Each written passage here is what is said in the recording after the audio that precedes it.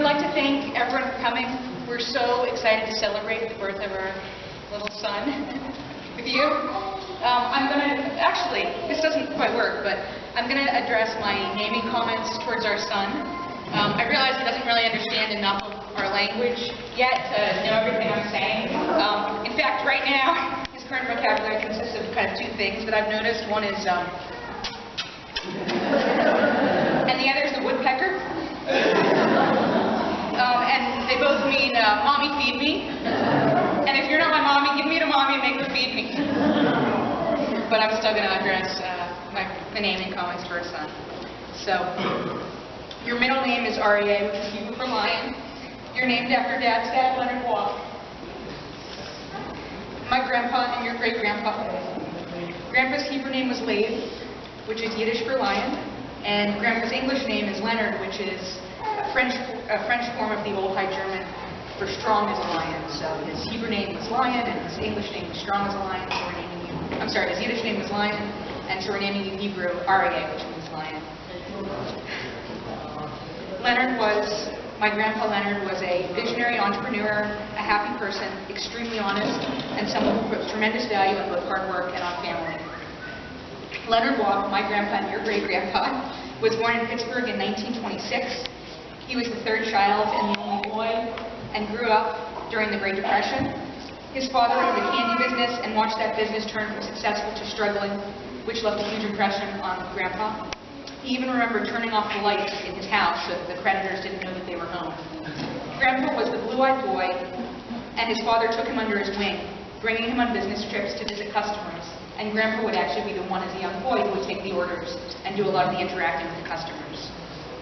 He grew a great sense of responsibility for self and for family, and he knew that he was loved and cherished by his family, and did the same in return. In college at University of Pittsburgh, Grandpa became the business editor of the Pitt News and fell in love with your great-grandma, who we're so excited to celebrate with us today. It really means a lot to us. He was romantic, and he and Grandma celebrated over 50 years of beautiful marriage together and had 3 amazing kids, including my dad, the oldest. Grandpa was very entrepreneurial. While in the Army in Japan, shortly after the end of World War II, he sat on a train with another soldier who had just left his position as an announcer at Radio Tokyo, the U.S. Armed Forces radio station. He got off at the very next stop, returned to Tokyo, applied for and landed that job that the other soldier had just said that he's giving up, and became an announcer at Radio Tokyo.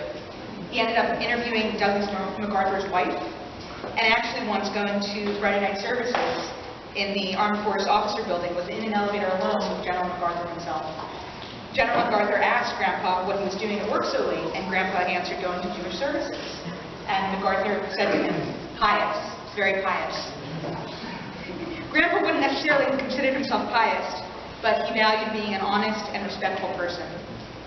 When he came back from the service, he got a job as at a radio station near Pittsburgh and worked himself up from announcer to sales manager to station manager. Then he and 2 friends scraped up savings and bought up the station. He worked incredibly hard, and Grandpa built it into a company owning 5 radio stations.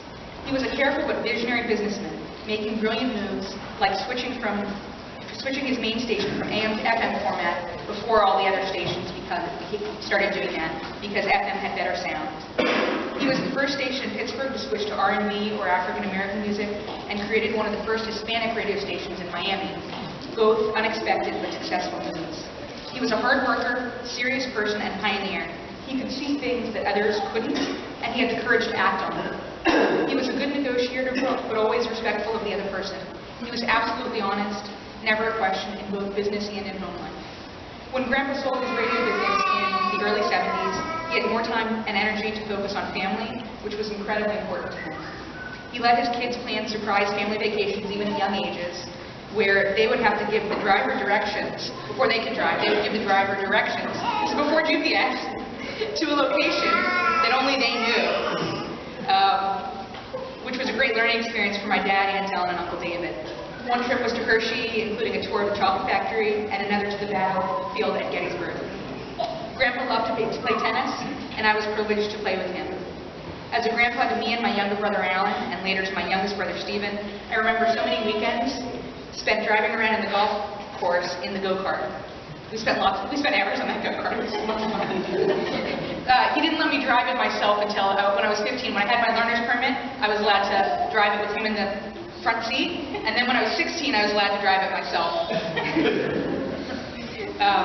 Grandpa seemed to know the names of all the plants and birds, and we came up with fun names for part of the course, like Roller Coaster Road. This is Florida, totally flat, so a few bumps was Roller Coaster Road. And Bumpy Bridge, which is a wooden bridge, which is crossed in the cart. Grandpa and Grandma took us out to dinner almost every weekend, and I have fond memories of Sunday dinners at places like Roadhouse Grill, where there was a huge barrel of peanuts, and you could eat the peanuts and throw the shells on the ground, which was fun for little kids to do. Grandpa used his natural leadership to bring the family together and made each of us feel valued, loved, content, and cared for.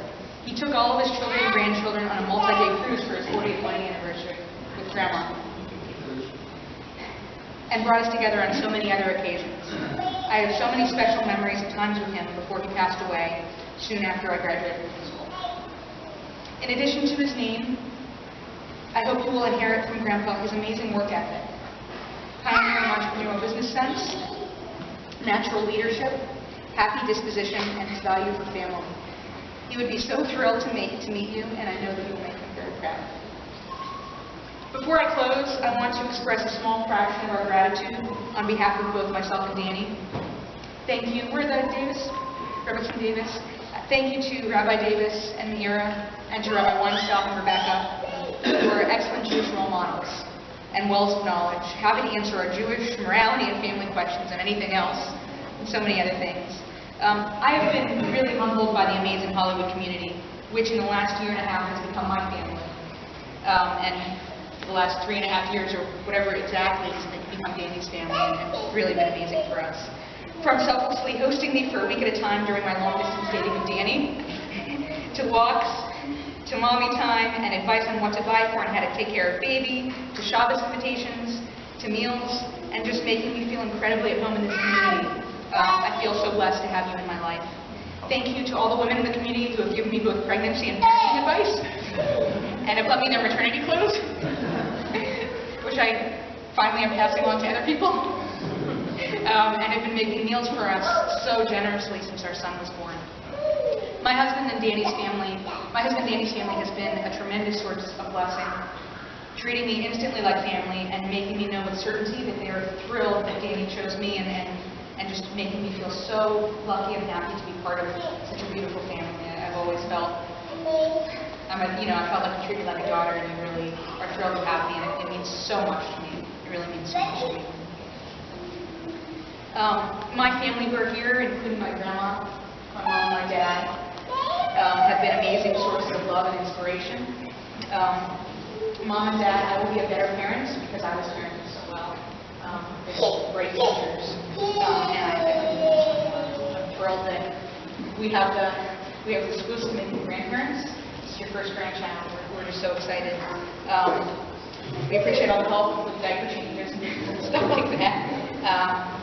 With our new bundle, and look forward to you passing amazing values to Betzalel Aryeh, and him being a better man because of his relationship. I want to thank, this is the one paragraph that Danny didn't get to see yet, of course. I want to thank my amazing husband, Danny.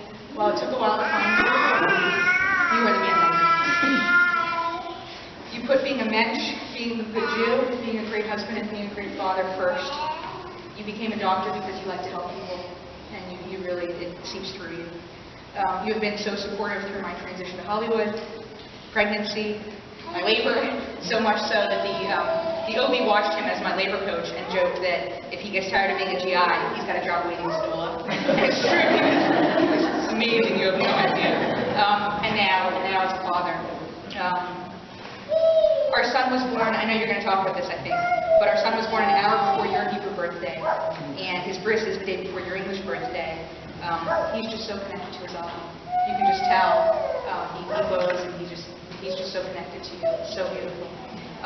The only thing that I love more than looking into my son's face is looking into your face when you look into our son's face. That's beyond. Looking at your face when you're looking at him is just beyond. You love me unconditionally, and you're an amazing husband and a helpmate with me. You bring out the best in me and make me a better person and a better Jew. I can't wait to see you grow in your role as a father, and I am so incredibly lucky to be your partner. Finally, I want to express my tremendous gratitude towards God. I have known since I was 3 years old that I wanted to be a mom, even though for years of singlehood and dating and stuff, it seemed like it was far off. I have a faint memory of being in a museum at age 3, feeling overwhelmed because I had so many imaginary children, I didn't know how to take care of them all. My almost 11-year younger brother, Stephen, and I are incredibly close. I taught him to read, taught him math, and he's now at age 21 in 2 days. Tomorrow. 15th, in 2 days. Following my footsteps to choose a Shabbat observant lifestyle. My primary life goal is to be an amazing wife and amazing mom. While I still am working on the amazing part and probably will be for the rest of my life, I can't express how grateful I feel to have the opportunity to be a wife and to be a mom to our new son. I don't deserve this. It's such a gift from God, and I feel like I have everything. I have everything I need. I have everything. I just hope that I can live up to my potential and raise our beautiful son to be a mensch and a light to the Jewish people, a man who uses his leadership for good, like his grandpa, or like his great-grandpa, and loves to be godly and close to God, a lion in the shadow of God.